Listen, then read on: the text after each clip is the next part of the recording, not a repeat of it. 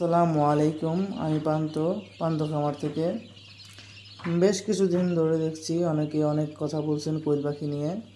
তো আজকে কোয়েল পাখি নিয়ে কিছু সংক্ষিপ্ত আলোচনা করব। তো কোয়েল পাখি এমন একটা পাখি যেটা আকারে ছোট হয়ে থাকে, যেমন আপনার ওজনে কম হয়ে থাকে আর অল্প দিনেই ডিম দেয়। তো সেক্ষেত্রে অনেকে লালন পালন করে থাকে এই পাখিগুলো। এগুলো সাধারণত 150 থেকে 200 গ্রাম হয়ে থাকে। তো এগুলো খাবারও প্রাপ্তবয়স্ক পাখিগুলো 25 গ্রাম করে খেয়ে থাকে। তো অনেকেই আসলে এগুলা পালতে চান, তো অনেকেই ভয়ে পালতে চান না, কারণ অনেকেই বলে যে লস লস সবাই লসের বলে।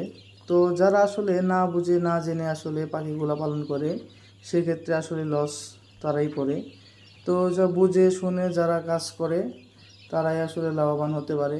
তো এই পাখিগুলা পালনের জন্য আগে কিছু আপনাদের গুরুত্বপূর্ণ বিষয়গুলো জানতে হবে।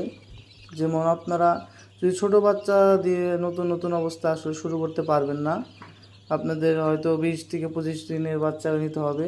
তো সেক্ষেত্রে আপনাদের ভালো কোনো যদি জানা থাকে তাদের কাছ থেকে নিতে পারেন। আমাদের পান্তর খামারেও এই কোয়েল পাখি আমরা সেল করে থাকি। এই যে দেখতে পাচ্ছেন সামনে আপনাদের এগুলা সেল হয়ে গেছে। আমাদের বাচ্চা ফোটার আগে অর্ডার হয়ে যায়। তো এগুলো অর্ডারের পাখি। তো এগুলো কিছুদিন বড় করে আর কি এগুলো দিয়ে দিব পাখিগুলো। কোয়েল পাখি পালনের আগেই আপনাদের আসলে বেশ কিছু জিনিস জানতে হবে। ও এদের ওষুধ ম্যানেজমেন্ট, বোর্ডিং ব্যবস্থা, মোটামুটি এগুলো জানতে হবে। তো জানার পরে আর কি এগুলো পালতে পারবেন, নাহলে লসের সম্মুখীন হতে হবে। অনেকে ভয়ে আসলে পালতে পারছেন না।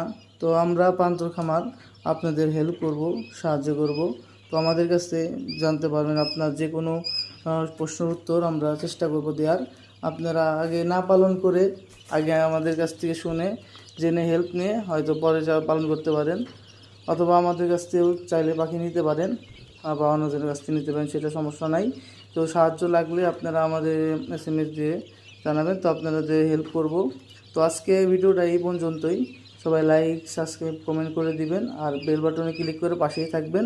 সবার আগে ভিডিওগুলো আপনারা সামনে আসবে।